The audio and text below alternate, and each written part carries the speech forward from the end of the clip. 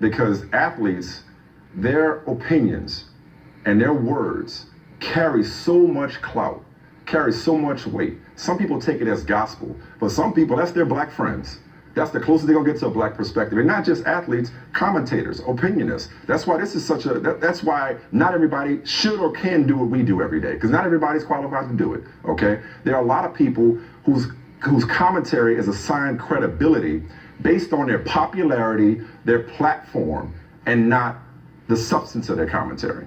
So I think there's a fundamental problems what Richard Sherman and Charles Barkley are talking about, and others, when they say, well, what about black on black crime? Or when they scream all lives matter, when they try to qualify black on black, or black lives matter, this, that, and the other, as if there needs to be some kind of prerequisite, as if black people have to get themselves together first, as if crime is not a product of proximity first, as opposed to just getting equal treatment as human beings by agents of the state.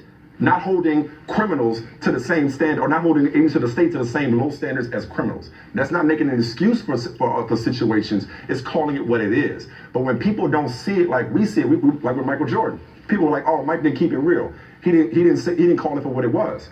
How do you know how Michael Jordan sees it?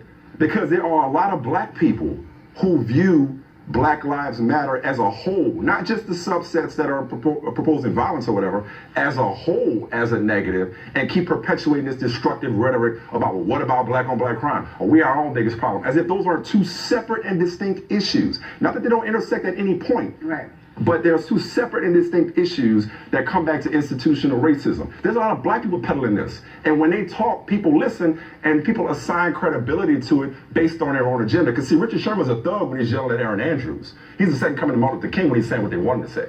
Now he's from Stanford, he's from Compton. Right. He's got credibility. Because they sure throwing Stanford around. You understand what I'm saying? After this article came out. But he wasn't from Stanford when he was saying, you know, keep your name out your mouth. And having experienced that, he should understand the platform that he's in, and for that matter, how people can view him based off what he's saying. I respect where he's coming from, Jamel. I have a fundamental problem with what he said, but he has a right to believe what he believes. So my point is, it's in conclusion, is that when Michael Jordan puts out the statement that he puts out, where he's saying, you know, the divisive rhetoric and the cowardly violence, and he's calling, you know, deaths, he's calling them deaths instead of killings or murders, as they actually are at the hands of police. When he's doing that, we can't sit back and say, oh, you know, Mike's afraid to offend people. I don't think that's the case. I think that they're actually speaking how they see the issue. Richard Sherman is the last person afraid to offend somebody. He's not afraid to offend anybody. So when they say these things, we may view them as destructive, but that's not how they view them. So when we ask athletes to speak in general, especially black athletes, we got to be prepared for the fact they're going to say some things that run counter to what the situation actually is as far as we see it. But also